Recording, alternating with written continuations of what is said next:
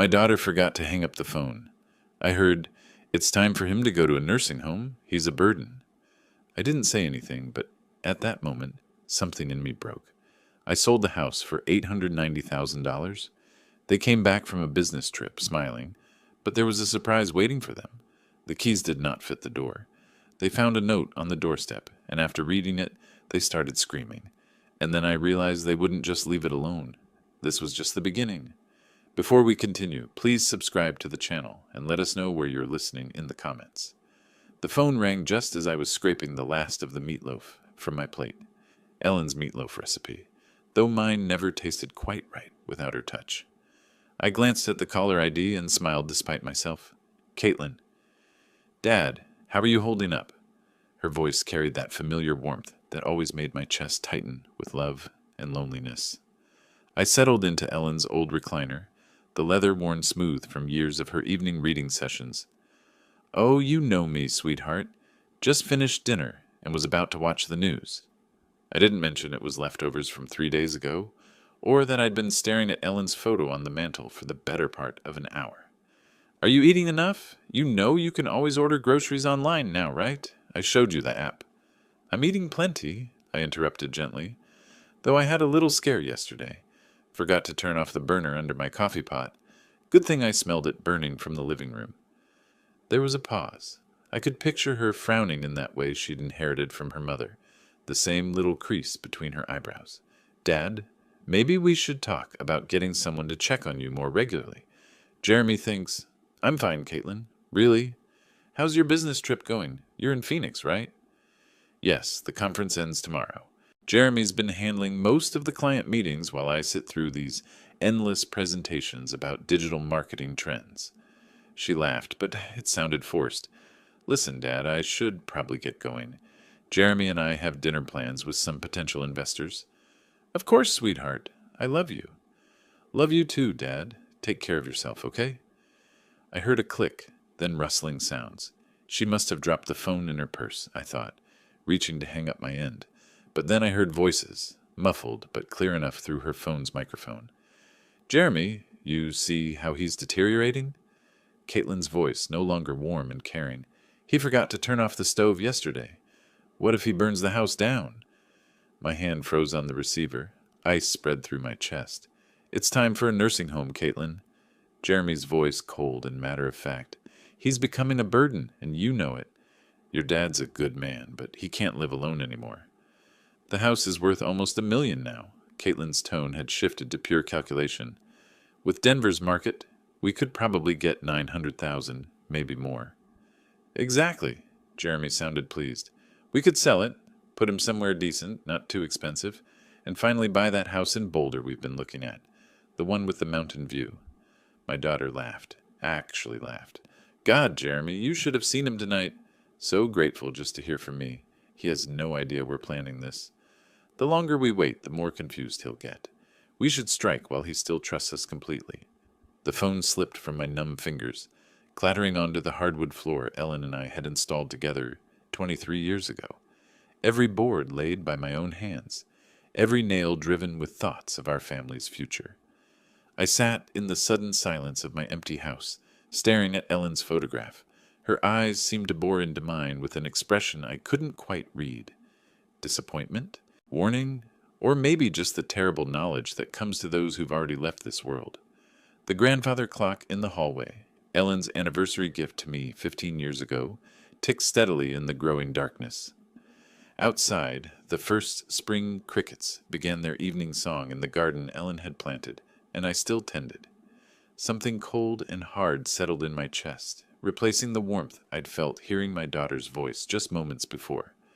My hands, weathered from decades of construction work, slowly curled into fists. They thought I was a burden.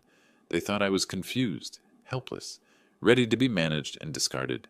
They were already spending my money, already planning their new life in my grave. But I wasn't dead yet, and I wasn't nearly as confused as they believed. I don't know how long I sat there in the dark, Ellen's face watching me from the silver frame on the end table. The house felt different now, as if the walls themselves had heard my daughter's betrayal and were holding their breath. My legs felt unsteady when I finally stood to turn on the lamp. The warm light fell across the living room we'd furnished piece by piece, each item chosen with care and saved for with sacrifice. The burgundy sofa where Caitlin used to curl up doing homework, the coffee table I'd built in the garage, sanding it smooth while she played at my feet. I walked to the kitchen and opened the drawer where I kept old receipts and papers. My fingers found the folder I was looking for without conscious thought. 20 years of financial records I'd never thrown away because Ellen always said, "You never know when you might need them." University of Colorado. Tuition receipts. $48,000 over 4 years. I remembered those double shifts, coming home with concrete dust in my hair and plaster under my fingernails. Ellen would have coffee waiting and would massage my shoulders while I paid bills at this very kitchen table. "Roy, you're working yourself to death," she'd said one night, watching me calculate how to afford Caitlin's spring semester. "She deserves better than we had, Ellen. She's smart enough for anything." Ellen had kissed the top of my head. "Just don't give her so much that she forgets to be grateful." I should have listened. God, I should have listened. The wedding receipts were in there too. $32,000 for one day. I'd told Caitlin we could afford 5,000, maybe 8 if we stretched. But she'd cried, actually cried, about wanting her dream wedding. I'd worked weekends for 6 months, installing hardwood floors for a contractor friend who paid me under the table. "Daddy, you're the best father in the world," she'd whispered during our dance, her head on my shoulder, her wedding dress rustling against my rented tuxedo. I'll never forget this. But she had forgotten.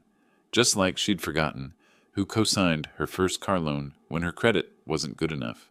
Just like she'd forgotten who made the calls to get her that marketing job when she was unemployed for 8 months after graduation.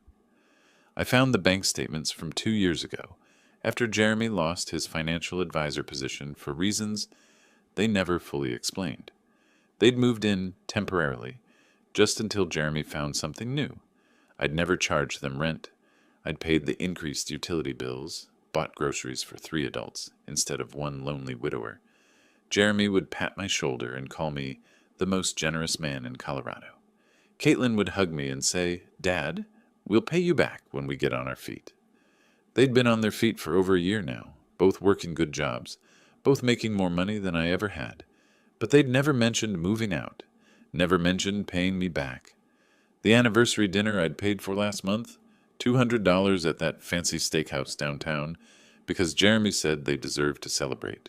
The car repair bill I'd covered when Jeremy's BMW needed a new transmission, $3,000 that cleaned out my emergency fund. "Roy's like a father to me," Jeremy had told his friends at their last barbecue, his arm around my shoulders. "I'm so lucky to have married into this family." I'd been proud, actually proud to be the generous father-in-law, the man who took care of his family, no matter what it cost him.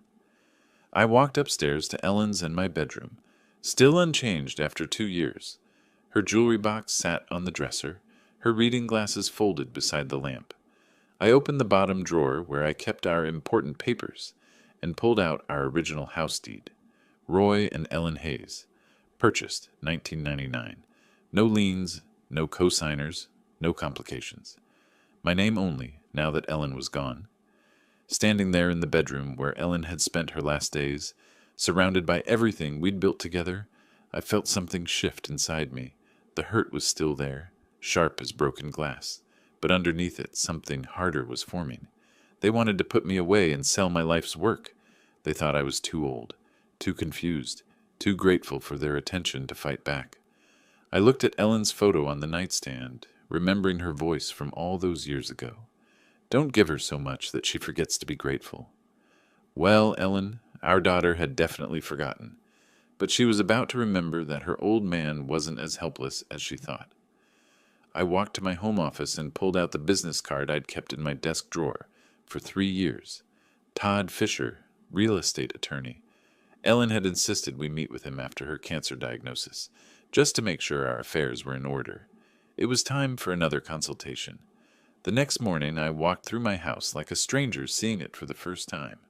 But instead of seeing home, I was seeing what Caitlin and Jeremy saw: square footage, market value, liquid assets. In the kitchen, I ran my hand along the granite countertop I'd installed myself, working by lamplight after my regular job, because we couldn't afford to hire contractors.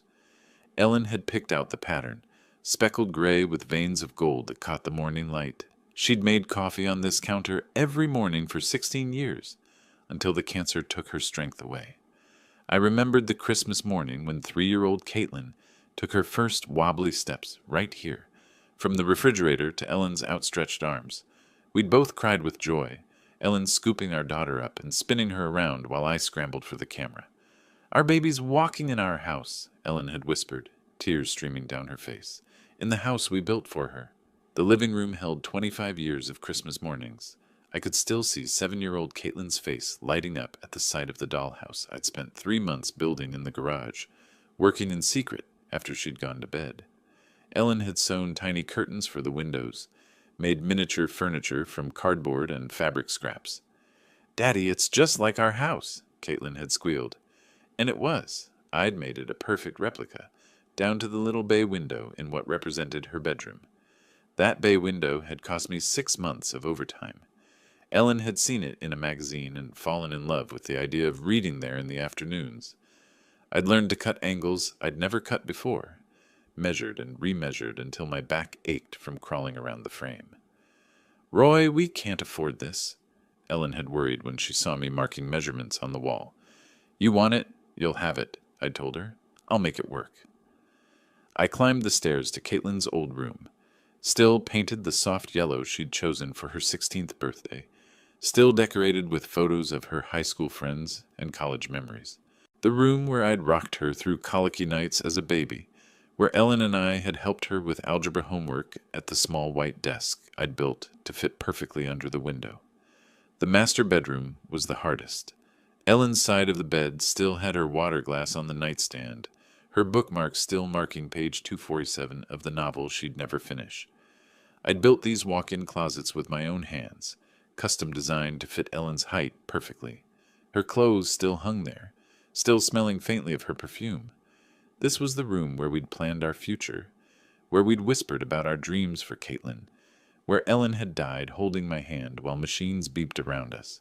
"Promise me you won't let them take advantage of you," she'd said near the end, her voice barely a whisper. "You're too good, Roy. Too generous. Promise me you'll take care of yourself." I'd promised, but I hadn't kept that promise, had I? In my home office, I found the folder of construction photos Ellen had kept. Pictures of me laying the foundation in the spring of 1999, 25 years younger and 50 pounds stronger. Me and my crew installing the frame, Ellen in her hard hat bringing us lemonade on hot summer days, her belly just starting to show with Caitlin. The financial records from those years told the story Ellen's photos couldn't.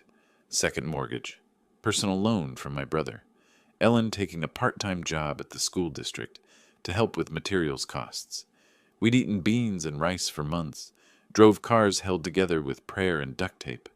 But we'd built this house with our sweat, our sacrifice, our love for each other, and for the family we were creating. And now my daughter, the baby who'd taken her first steps in this kitchen, the child who'd played in the yard I'd landscaped by hand, wanted to sell it all and put me away like an inconvenient piece of furniture. I picked up Todd Fisher's business card from my desk drawer. The edges were worn from 3 years of handling, but the phone number was still clear. Caitlin and Jeremy thought they were dealing with a confused old man who'd be grateful for any scrap of attention they threw him. They thought I was weak, helpless, ready to hand over my life's work without a fight. They were about to learn just how wrong they were. I dialed Todd's number and listened to it ring, my hand steady as stone. Outside, the spring morning was bright and clear, the kind of day Ellen used to love, the kind of day for new beginnings. The law offices of Fisher and Associates occupied the second floor of a modest brick building on Colfax Avenue, the kind of place that specialized in helping regular people with real problems rather than impressing corporate clients. I'd chosen my best suit, the charcoal gray one Ellen had picked out for me to wear to her funeral, and arrived 15 minutes early, my hands only slightly trembling as I signed in at the reception desk. Todd Fisher was younger than I'd expected, maybe 55, with graying temples and the patient demeanor of a man who'd heard every family horror story twice. His office was lined with law books and family photos, a wife, 2 teenagers, a golden retriever, The kind of normal life Ellen and I had tried to build. Mr. Hayes, good to see you again. Todd poured coffee from a small machine in the corner, the rich smell filling the space between legal documents and filing cabinets. I remember you and Ellen from a few years back. I'm sorry for your loss. Thank you. I accepted the coffee, surprised by how steady my voice sounded. I need to discuss something delicate about my daughter and son-in-law. Todd settled behind his desk, pen ready. I'm listening. I told him everything. The phone call, the overheard conversation, their plans to sell my house and put me in a nursing home. Todd's expression never changed, but I caught him shaking his head slightly when I described their eagerness to spend my money on their Boulder dream house. Unfortunately, Mr. Hayes, this scenario is more common than you'd think. Todd set down his pen and leaned back in his chair. Adult children often assume they know what's best for their aging parents, especially when valuable assets are involved. But they can't actually do anything, can they? I mean, legally. Let's start with the basics. The house is titled in your name only since your wife's passing, correct? That's right. Ellen and I owned it jointly, but when she died, it transferred to me automatically. Then legally speaking, your daughter and son-in-law have absolutely no claim to your property. They cannot sell it, cannot force you into a care facility, cannot make any decisions about your assets without your explicit consent. Todd pulled a legal pad from his drawer and began making notes. The house belongs to you, period.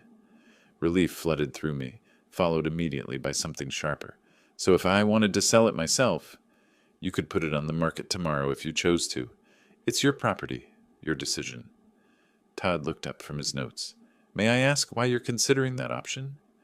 I thought about Caitlin's laugh when she'd called me a burden, about Jeremy's cold calculation of my worth, about 25 years of sacrifice reduced to a real estate transaction.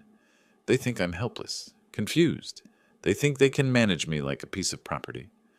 My hands clenched around the coffee cup. Maybe it's time I showed them exactly how sharp my mind really is. Todd was quiet for a moment, studying my face. Denver's housing market is incredibly strong right now, especially in your neighborhood.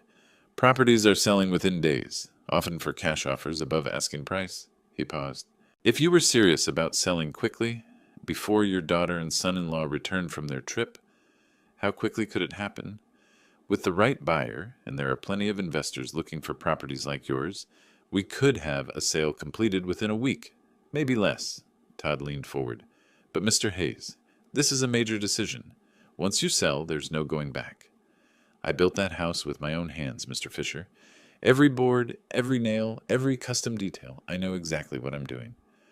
We spent the next hour discussing practicalities, market value estimates, cash buyer networks, legal requirements. Todd explained that he could have everything prepared within 24 hours if I was serious about proceeding. The consultation fee is $200, Todd said as I prepared to leave. If you decide to move forward, that applies toward my legal fees for the sale. I paid in cash, feeling more clear-headed than I had in months. Walking to my truck in the spring sunshine, I felt my phone buzz in my pocket. Caitlin's name appeared on the screen, and for the first time since her betrayal, I smiled. The phone rang once, twice, 3 times. I could picture her in some hotel lobby in Phoenix, probably checking her watch, wondering why her grateful old father wasn't jumping to answer her call. Let her wonder. Let her and Jeremy make their plans about my future, my house, my life. They were in for the surprise of their lives.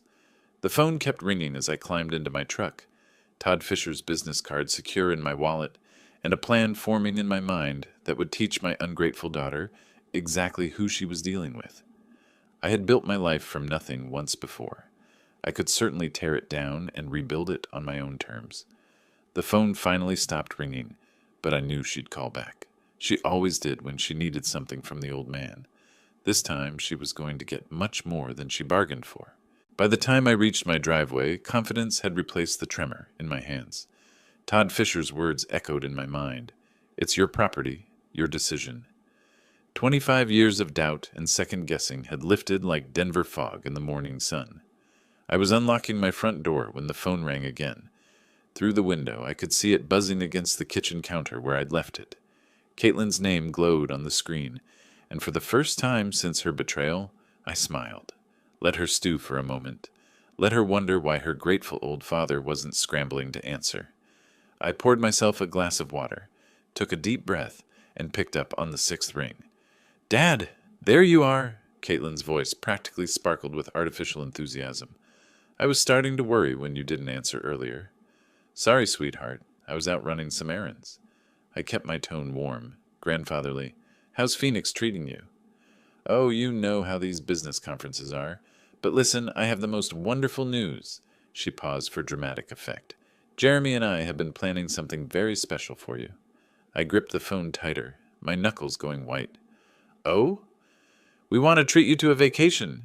You deserve some rest and relaxation after everything you've been through since Mom died." Her voice carried that practiced sympathy I now recognized as manipulation. "There's this beautiful place we found. It's like a resort, but with medical staff on hand, just in case you need anything." A resort with medical staff. My jaw clenched so hard I thought my teeth might crack. "That sounds lovely, sweetheart. You really didn't need to go to such trouble for me." "Nonsense. Your family." Jeremy's voice came through the background. He must have been listening on speakerphone. "We've already made all the arrangements." "When were you thinking?" I managed, knowing full well they wanted me gone before they returned to claim their inheritance. "Well, we should be back by next Friday," Caitlin said. "We were hoping you could be ready by then. Just pack some clothes and personal items. You know, the essentials." The essentials. Not the photo albums Ellen had lovingly arranged. Not the furniture I'd built with my own hands. Just the essentials for an old man being shuffled off to die. "Actually, Caitlin, I have a surprise for you too when you get back." "Oh, Dad, what kind of surprise?" She sounded genuinely pleased, probably imagining I'd signed papers or made their job easier somehow. I walked to the bay window I'd built for Ellen, looking out at the garden she'd planted, the porch swing where we'd spent countless evenings planning our future. "It's something I've been working on since our last conversation. I think you'll be very surprised." "You're so sweet, Dad. We'll talk about everything when we get home, okay? Get some rest, and we'll take care of everything else." Sweet. She called me sweet while planning to steal my life. "I will, sweetheart. I love you." "Love you too, Dad. See you Friday." The line went dead, and I set the phone down with hands steadier than they'd been in weeks. I walked to my home office and opened my laptop, the screen glowing to life with possibilities I'd never considered before. My fingers hovered over the keyboard for just a moment before I typed, "Real estate agents, Denver." The search results filled my screen like ammunition in a war I was finally ready to fight. I'd always been methodical. 25 years as a construction engineer had taught me to research thoroughly before making any decision. Tonight, that methodical nature would serve a different purpose. I clicked through agent profiles, comparing success rates and client testimonials, like I used to compare structural steel suppliers. Cherry Hills, Highlands Ranch, University Hills, neighborhoods where houses sold for the kind of money Caitlin and Jeremy were already spending in their dreams. One name kept appearing in the top results: Brian Connor, 43 years old, specialized in quick sales, averaged 18 days from listing to closing. His photo showed a professional smile and confident eyes, the kind of man who could make things happen fast. His testimonials were exactly what I needed to see. Brian sold our house in 6 days. Cash buyer lined up within 48 hours. Smooth closing, no complications.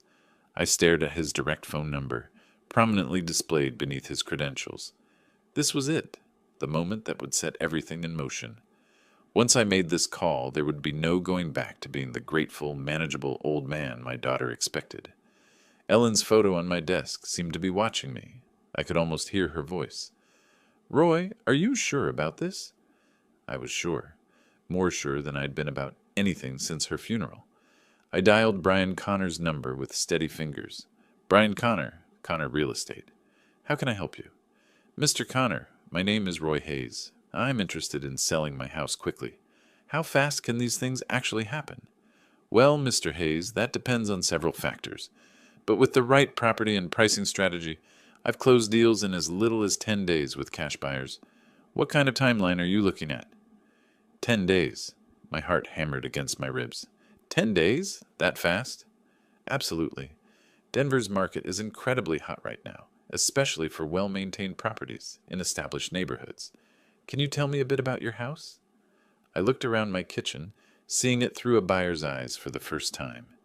Two-story, 3,400 square feet, built in 1999, Cherry Creek area, 3 bedrooms, 2.5 baths.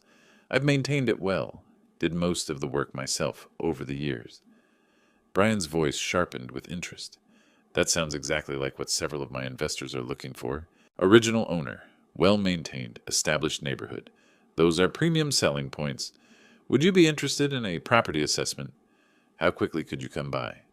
I can be there this afternoon if you're available. Say 3 o'clock? I glanced at the clock. It was just past noon. 3 o'clock works perfectly. Let me give you the address. After I hung up, I sat in the sudden quiet of my kitchen, the magnitude of what I'd set in motion beginning to settle in my chest. In 3 hours, a stranger would walk through the house Ellen and I had built together, assigning dollar values to our memories.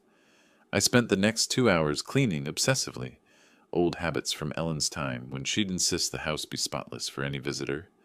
I dusted the bay window, straightened the throw pillows on the couch, made sure every surface gleamed. But this cleaning felt different. I wasn't preparing for guests. I was preparing for an execution. At exactly 3 o'clock, the doorbell rang. I smoothed my shirt, took a deep breath that carried the scent of Ellen's lavender sachets, still tucked in the linen closet, and walked toward the front door. My hand trembled slightly as it closed around the brass doorknob I'd installed myself 15 years ago. Beyond this door waited either my salvation or my damnation. I turned the handle and opened the door to my future. Brian Connor looked exactly like his photo, professional but approachable, early 40s, with the kind of confident bearing that came from years of successful deals. He carried a leather portfolio and tablet, and the moment he stepped inside, his eyes went wide. Wow! He stopped in my entryway, his gaze traveling up the crown molding I'd installed by hand to the hardwood floors Ellen and I had selected together. Mr. Hayes, this is exactly what I was hoping for. I watched him take in the details, the way the afternoon light streamed through Ellen's bay window, the seamless flow from living room to dining room that I'd achieved by removing a load-bearing wall and installing a beam. His appreciation was genuine, professional. You weren't kidding about maintaining this place. He pulled out his tablet and started taking photos. These hardwood floors throughout, original? Installed them myself in 2001. Ellen wanted something that would last, so we went with 3/4-inch solid oak. I found myself falling into the familiar rhythm of discussing my work, proud despite everything that was happening. And this kitchen... Brian stopped at the granite countertop, running his hand along the edge. Custom installation? Every inch. Ellen picked the pattern, said the gold veining reminded her of sunlight. My voice caught slightly. I spent 3 weekends getting the measurements perfect. Brian was typing notes on his tablet, photographing the custom cabinets, testing faucets and outlets with the thoroughness of someone who knew what buyers wanted. Mr. Hayes, I have to be honest with you. In my 15 years doing this, I rarely see properties maintained to this standard. I'm an engineer, was an engineer. I believe in building things right the first time. It shows. He gestured toward the living room. May I? I nodded, following him as he admired the open floor plan, the built-in bookcases flanking the fireplace, the way Ellen's decorating choices had turned our construction project into a home. This bay window, custom work. Built it for my wife. She wanted a reading nook. I could picture her there with her mystery novels and afternoon tea, her reading glasses perched on her nose. Brian was taking measurements now, his excitement barely contained. Mr. Hayes, I need to show you some comparable sales. He pulled up listings on his tablet. Similar properties in this area have been selling for $850,000 to $920,000. My chest tightened. That was more than Caitlin and Jeremy had estimated in their cruel conversation. But given the condition and custom features of your home, I'm thinking we price it at $890,000. That should move it quickly while getting you top dollar. $890,000. I sat down heavily in Ellen's reading chair, the numbers spinning in my head. That much? I managed. Mr. Hayes, you're sitting on a gold mine. Properties like this don't come on the market often, especially not in this condition. Brian's voice carried the confidence of someone who knew his business. I actually have an investment group that's been looking for exactly this type of property. What kind of investment group? They specialize in high-quality rental properties in established neighborhoods. They pay cash. No financing contingencies. No repair negotiations. They can close in 10 business days. 10 business days. Caitlin and Jeremy would return from Phoenix in 8 days, expecting to find their grateful, manageable father ready to be shipped off to their resort. What's the catch? Why so fast? Brian smiled. No catch. Cash means no loan delays, no appraisal contingencies that could kill the deal. They do their own inspections, but frankly, your house is in better shape than most new construction I see. I looked around the living room where Caitlin had taken her first steps, where Ellen and I had hosted Christmas mornings and birthday parties and quiet Sunday afternoons, reading the paper together. When would I need to be out? Standard contract gives you 30 days after closing, but they're flexible if you need more time. The main thing is getting clear title and completing the paperwork. I thought about Caitlin's voice on the phone, calling me sweet while planning to steal my life. I thought about Jeremy's cold calculation, reducing me to a burden to be managed. I thought about Ellen's warning about being too generous, too trusting. Let's do it. Brian's professional mask slipped for just a moment, revealing genuine excitement. Excellent choice, Mr. Hayes. Let me call them right now. I watched him dial, heard him describe my property with the enthusiasm of someone who'd found buried treasure. Cherry Creek area, original owner, immaculate condition, custom features throughout. He ended the call with a broad smile. They want to move forward immediately. I can have the initial contracts ready by tomorrow morning. The sun was setting through Ellen's bay window, casting golden light across the room where I'd just agreed to sell 25 years of my life. But for the first time since that devastating phone call, I felt something that had been missing for too long. Control. How does 9 a.m. sound? The question hung in the air like smoke, and I realized Brian was waiting for an answer that would change everything. The grandfather clock in the hallway, Ellen's 15th anniversary gift to me, ticked steadily in the silence. 9 a.m. sounds perfect. After Brian left with promises of contracts and closing timelines, I stood alone in the house that would soon belong to someone else. The evening light through Ellen's windows painted everything golden, like a photograph of a life I was about to leave behind. But it wasn't sadness I felt, it was anticipation. Brian arrived the next morning with contracts, a notary, and coffee for everyone, the kind of professional efficiency I'd always respected. I read every line with the thoroughness that had made me a good engineer, checking details the way I used to check blueprints. Sale price, $890,000. Cash purchase. Closing date, 10 business days from signing. The notary, a middle-aged woman with kind eyes, walked me through each signature. Minimal contingencies, just the title search and final walkthrough. And I can remain in the house for 30 days after closing if needed? That's correct, Mr. Hayes, though most sellers prefer to move out sooner rather than later, just for peace of mind. Peace of mind? I almost laughed. The only peace of mind I'd have would come from seeing Caitlin and Jeremy's faces when they discovered what their burden had done. I signed my name with steady hands, and just like that, the process was in motion. The first 3 days passed in a blur of paperwork and inspections. The title company began their search through decades of records. The investors sent their team, a polite crew who admired my workmanship and found nothing to complain about. Your father-in-law really knew what he was doing, one of them told the heir, since they assumed I was already gone. These floors, this electrical work, all top quality. Days 4 through 6, I became a man with a secret mission. I researched apartments online, looking for something small but comfortable, somewhere I could start over with nearly $900,000 in the bank. I found a place in Highlands, a senior community with golf courses and a community center, the kind of place Ellen and I had sometimes talked about for our golden years. I also called storage facilities, planning which of Ellen's things I'd keep and which I'd have to leave for the new owners. Her china, definitely. Her jewelry box, the photo albums. The essentials of a life lived together. Days 7 through 9 brought a strange confidence I hadn't felt in years. Each morning I woke up knowing I was one step closer to freedom, one step closer to showing my daughter that her confused old father was sharper than she'd ever imagined. Mrs. Patterson from next door noticed the activity, asked about the inspectors and official-looking people. Just some work being done, I told her, hating the half-truth, but knowing the full truth would spread through the neighborhood before I was ready. On day 8, Brian called with final confirmation. Everything's on track for tomorrow's closing, Mr. Hayes. The buyers are thrilled with the inspection results. Wire transfer will be completed the same day. You'll have access to funds immediately.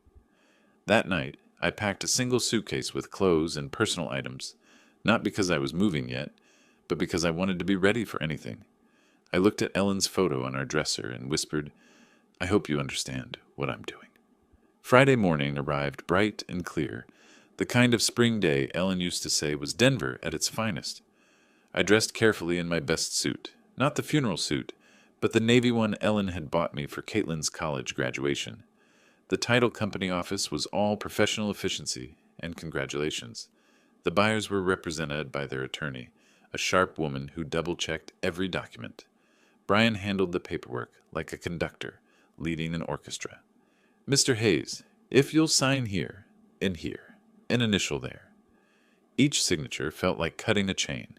The deed transfer, the settlement statement, the final acknowledgement that 1247 Maple Street no longer belonged to Roy Hayes. And this is your wire transfer confirmation. $890,000, less closing costs, has been deposited to your account. I stared at the numbers on the paper. More money than I'd ever seen in one place. More money than Caitlin and Jeremy had dreamed their burden could access. We shook hands all around, everyone pleased with the smooth transaction. Brian walked me to my truck, promising to stay in touch if I ever needed real estate services again. You made the right choice, Mr. Hayes. Sometimes a fresh start is exactly what we need. I drove home through neighborhoods I'd known for 25 years, past the elementary school where Caitlin had learned to read, past the park where Ellen and I used to walk every Sunday morning. But instead of nostalgia, I felt liberation. I pulled into my driveway and sat in my truck, looking at the house that was no longer mine. The keys to the front door felt heavy in my palm, but tomorrow I'd hand them over to the new owners and walk away from this chapter of my life. Caitlin and Jeremy were due back from Phoenix in 3 days. They'd arrive expecting to find their grateful, manageable father ready to be packed off to their resort.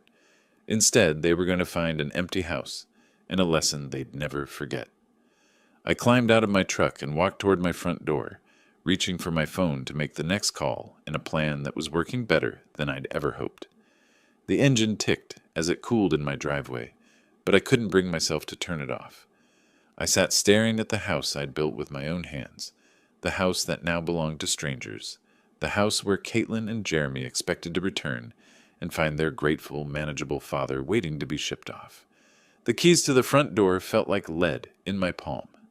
New owners or not, I still had access for 30 days, time enough to complete what I'd started.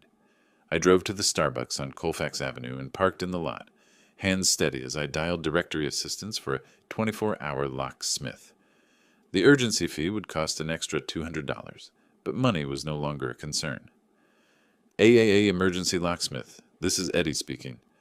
I need all my door locks changed today. It's urgent. What kind of time frame are we looking at, sir? As soon as possible. I can pay cash. I can be there in 2 hours. Address? Back at the house, I waited for Eddie in my truck, watching Mrs. Patterson water her garden next door. She waved and I waved back, my chest tight with the knowledge that I was lying to everyone who cared about me. Eddie arrived in a van full of tools and hardware, a man in his 50s who'd clearly seen every kind of lock emergency Denver had to offer. Security issue, sir? He asked, studying my front door. New ownership situation. Better safe than sorry. He nodded like he'd heard it before and got to work. I watched him remove the locks I'd installed 15 years ago, the brass hardware Ellen had picked out because it matched our door knocker. These are quality locks, Eddie commented as he worked. Somebody knew what they were doing when they installed them. That was me. I like things done right. The new locks were silver instead of brass, modern instead of traditional. They clicked differently when Eddie tested them, a sharper, more mechanical sound than the old ones. Here are your new keys, sir. 3 copies of each, front door, back door, and garage side entrance. Eddie handed me a ring of keys that felt foreign in my palm. That'll be $450 with the emergency fee. I paid in cash from my wallet, knowing there would be no paper trail connecting Roy Hayes to this transaction. After Eddie left, I stood in my empty house and began the hardest part, packing 25 years of life into what I could carry. Ellen's jewelry box went into my suitcase first, along with our wedding photos and the novel she'd been reading when she died, bookmarks still marking page 247. My engineering certificates, our important documents, Ellen's favorite cookbook with the handwritten notes in the margins. I left almost everything else. The furniture that told our story would have to stay. The photo albums chronicling Caitlin's childhood. Ellen's clothes, still hanging in our closet, still carrying the faint scent of her perfume. While I packed, I called Sunset Manor Apartments on my phone, explaining that I needed a furnished one-bedroom immediately. "We have a lovely unit available for immediate occupancy," said Mrs. Chen, the property manager. "Month-to-month lease if you prefer flexibility." "I'll take it." I met Mrs. Chen at the apartment complex an hour later, a modest but clean building designed for seniors, with a community center and well-maintained grounds. The one-bedroom unit was simple but comfortable, furnished with everything I needed to start over. "Cash deposit is perfectly fine, Mr. Hayes. When would you like to move in?" "Tonight." Mrs. Chen's eyebrows rose slightly, but she didn't ask questions.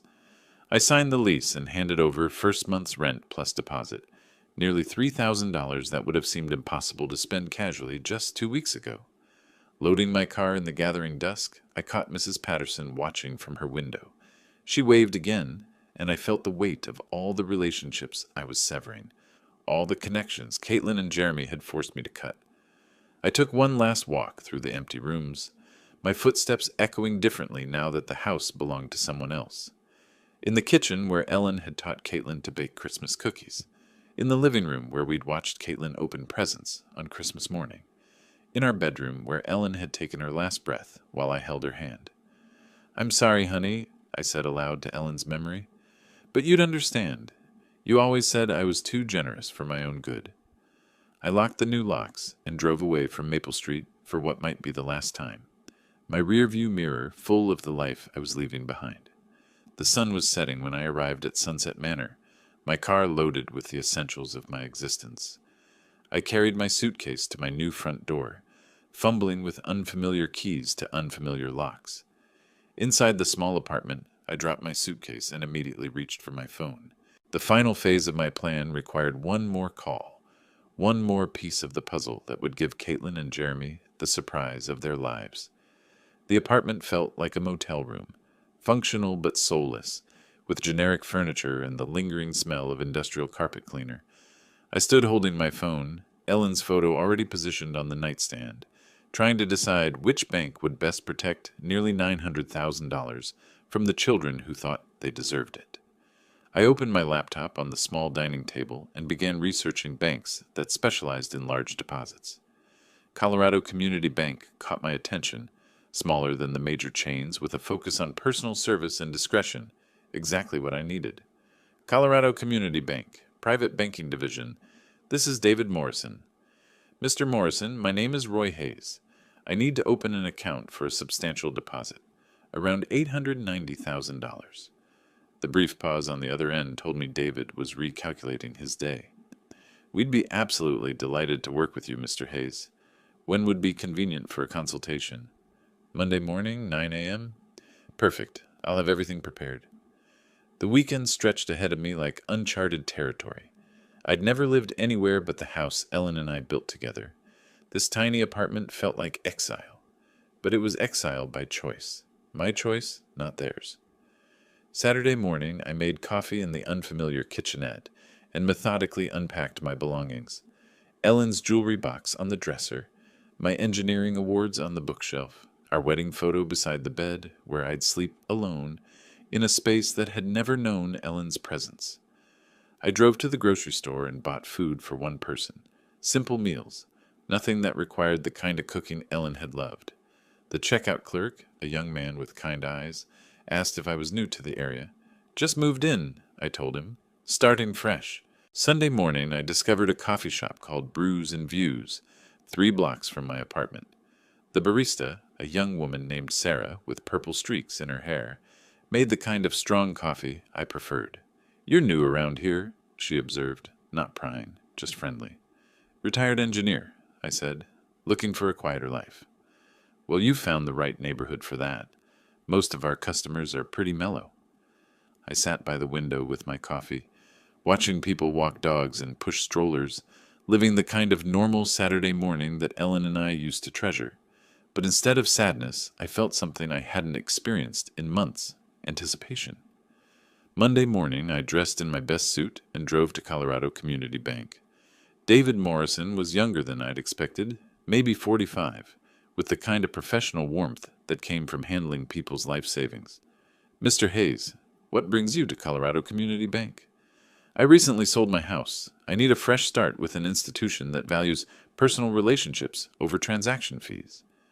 David nodded with genuine understanding. "We specialize in exactly that kind of service. Tell me about your needs." I explained my situation carefully. A widower who'd sold his family home and needed secure, accessible banking. David asked thoughtful questions, never prying beyond what was necessary for account setup. "I'll need to wire the funds from my previous bank," I explained. "No problem at all. We can initiate that transfer today, and the funds should clear by Wednesday." David prepared the paperwork with quiet efficiency. Online banking, debit card, and checkbook, all standard services. Given the amount, I'd also recommend our premium account package for additional security features. I signed documents that made me an official client of Colorado Community Bank, customer number 847293, with access to nearly $900,000 that Caitlin and Jeremy would never see. Tuesday and Wednesday passed in the strange rhythm of my new routine. Morning coffee at Brews and Views. Sarah remembered my order and asked about my weekend. Afternoon walks through the neighborhood, discovering a small park with benches where other retirees fed pigeons and read newspapers. Wednesday afternoon, David called with the news I'd been waiting for. "Mr. Hayes, your funds have cleared successfully. Your account is fully active." I hung up and looked around my small apartment, at Ellen's photo watching me from the nightstand, at the simple life I was building from the wreckage of my daughter's betrayal. For the first time since Ellen's death, I felt truly in control of my own destiny. Wednesday evening, I sat in my single chair. Not Ellen's reading chair, not the recliner where I'd heard Caitlin's betrayal. Just a plain chair in a plain room that belonged entirely to me. I opened my laptop and typed "mini surveillance cameras" into the search bar. My fingers hovered over the keyboard, knowing that what I was about to order would capture the final act of my revenge. Caitlin and Jeremy were returning on Friday, expecting to find their grateful old father ready to be managed. Instead, they were going to discover that their burden had become their biggest problem. The search results filled my screen with dozens of surveillance options, from obvious security cameras to devices disguised as everyday objects. After 30 minutes of research, I found what I needed: a wireless mini camera hidden inside what looked like a phone charger. The specifications were perfect for my engineering mind: Wi-Fi enabled with smartphone app control, motion-activated recording, 12-hour battery life, and crystal clear video quality. Most importantly, it could stream live footage directly to my phone from anywhere with internet access. I ordered it with expedited shipping, paying the extra $40 to guarantee Thursday delivery. The total cost was $149, an amount that would have made me hesitate 2 weeks ago, but barely registered now. With the camera ordered, I turned to the next crucial element: the note that would explain everything to Caitlin and Jeremy when they discovered their keys no longer worked. The first draft was too angry, too raw with the pain of their betrayal. The second was too cold, missing the personal devastation they'd caused. By the third draft, I found the right tone: dignified but devastating, loving but final. I wrote in my careful engineer's handwriting, the penmanship Ellen had always admired: "Dear Caitlin and Jeremy, if you're reading this, it means my plan worked perfectly. I heard your phone conversation about putting me in a nursing home because I'm becoming a burden. I heard you calculating how much money you'd make selling my house. The house has been sold for $890,000 cash. The money is safely in my new bank account, where it will stay. I've moved to a place where I'm appreciated, not tolerated. Don't worry about me. worry about your own housing situation. Your belongings have been packed and are being stored at Denver Moving and Storage on Colfax Avenue. You have 30 days to claim them before storage fees begin. I gave you everything I had for 42 years. You repaid me by planning to warehouse me so you could steal my life's work. I hope the lesson was worth the cost. Love, Dad. Thursday morning, the FedEx truck arrived at my apartment with a small box containing my surveillance equipment. I spent an hour in my kitchen testing the device and learning the smartphone app. The video quality was remarkably clear, the audio sharp enough to catch whispered conversations. Thursday afternoon, I drove to my former house for the last time. I used the garage door opener I'd never given Caitlin and Jeremy, parking inside to avoid questions from neighbors. My hands shook slightly as I approached the front door with my new keys. Inside, the house still smelled like home. Ellen's lavender sachets, the lemon oil I used on the wooden furniture, the faint residue of 25 years of family dinners. But there were new additions that made my chest tight. Caitlin and Jeremy's suitcases by the stairs, their mail scattered on the kitchen counter, evidence that they'd been treating my house as their personal storage facility while planning my exile.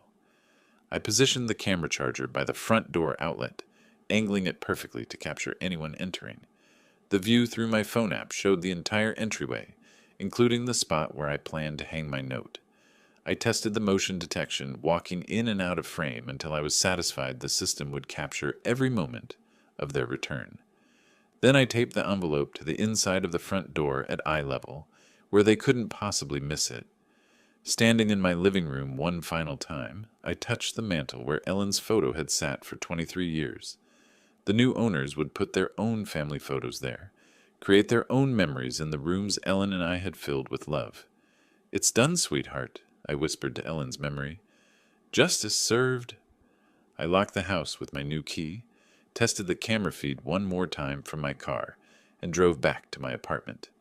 The motion detector was armed, the battery fully charged, and my phone ready to alert me the moment Caitlin and Jeremy discovered their keys no longer worked. Back in my apartment, I sat in my chair with my phone in my hand, watching the empty doorway through the camera app. The timestamp showed 6:30 p.m. Thursday evening. Tomorrow, Caitlin and Jeremy would return from their business trip, probably discussing their nursing home plans and already spending my money in their minds. They had no idea their grateful old father had become their worst nightmare. I woke Friday morning with the anticipation of a man about to witness justice after years of injustice. My coffee tasted better than it had in weeks, and even the small apartment felt less confining as I settled into my chair with my phone, the camera feed showing my empty former doorway. 4:30 p.m. They should arrive soon. I'd memorized their travel patterns. Caitlin always insisted on leaving Phoenix by noon to avoid traffic, and Jeremy drove exactly the speed limit. They'd be pulling into my driveway within the hour. I looked at Ellen's photo on my nightstand. "I hope you understand what I'm doing, honey." They left me. No choice. 5:15 p.m. My phone buzzed with motion detection. A black SUV, Jeremy's car, pulled into the driveway of my former house. My heart hammered against my ribs as I watched the screen. Caitlin stepped out first, stretching after the long drive. Jeremy emerged from the driver's side, pulling their suitcases from the back. They moved with the casual confidence of people coming home to claim their inheritance.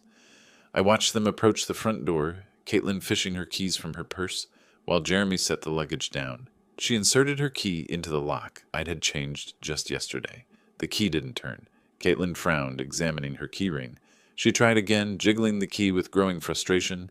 "That's weird," her voice came through my phone speaker. "My key's not working." Jeremy stepped closer, his expression shifting from tired to concerned. "Let me try the back door." I watched him disappear around the side of the house, while Caitlin continued struggling with the front lock. When Jeremy returned 3 minutes later, his face had darkened with alarm. "Back door's locked too, and the garage remote isn't working?" His voice carried the edge of panic I'd hoped to hear. "Caitlin, someone changed these locks." "What? That's impossible.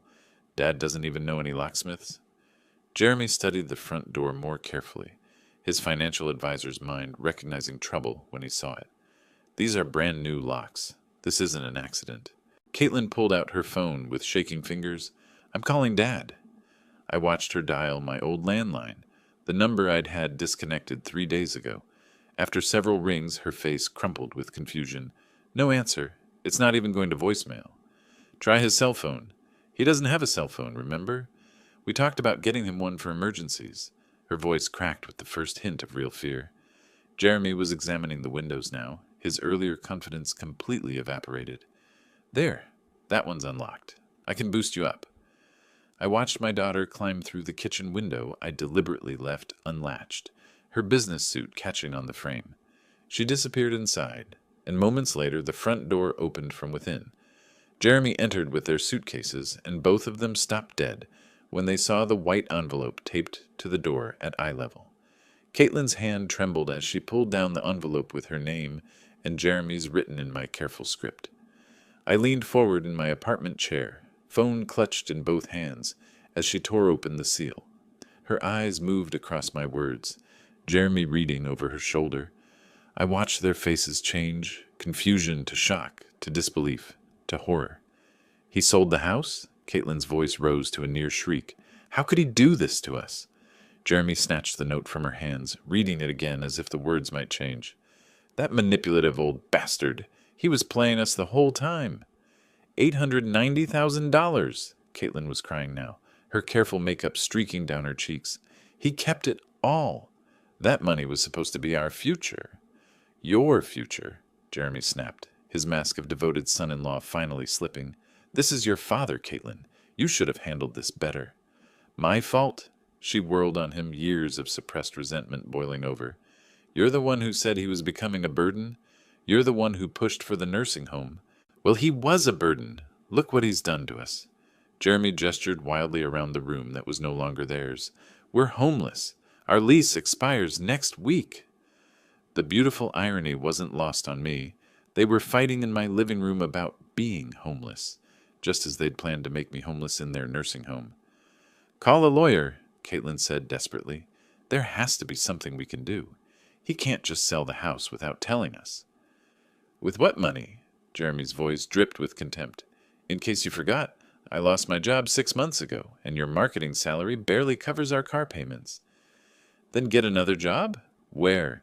Do you think financial firms are lining up to hire advisors who got fired for questionable transactions? I watched my daughter's face crumble as she realized the full scope of their situation. No house, no inheritance, no savings, and Jeremy's unemployable status finally revealed. How could he be so cruel? She whispered. The same way you were cruel when you called him a burden and planned to warehouse him. Jeremy shot back. The old man was smarter than both of us. Through my phone screen, I watched them collapse into my old furniture that would be gone tomorrow when the new owners took possession. Caitlin buried her face in her hands, while Jeremy stared at my note, with the expression of a man who'd finally understood he'd been outplayed. I turned off the camera feed. I'd seen enough. Walking to my small kitchen, I opened the bottle of Ellen's favorite wine I'd saved from the house, a 2018 Bordeaux we'd been saving for a special occasion that never came. I poured myself a glass and raised it toward Ellen's photo. To you, my love, justice served. The wine tasted like victory. They learned what happens when you bite the hand that feeds you. My phone buzzed with a text from an unknown number, probably Caitlin trying to reach me through some new method. I deleted it without reading and powered off the phone completely. Walking to my window, I looked out at the Denver skyline painted gold by the setting sun. Somewhere across the city, my daughter and her husband were facing the consequences of their cruelty. Somewhere in my former house, they were learning that their burden had become their biggest problem. For the first time in 2 years, since Ellen's death, I felt completely free. I was no longer anyone's burden. I was my own man again, with my own money, my own choices, and my own future stretching ahead like an open road. Roy Hayes had left the building, and he was never coming back. If you liked this story, please like this video, subscribe to the channel, and share your impressions of this story in the comments. To listen to the next story, click on the box on the left. Thank you for watching.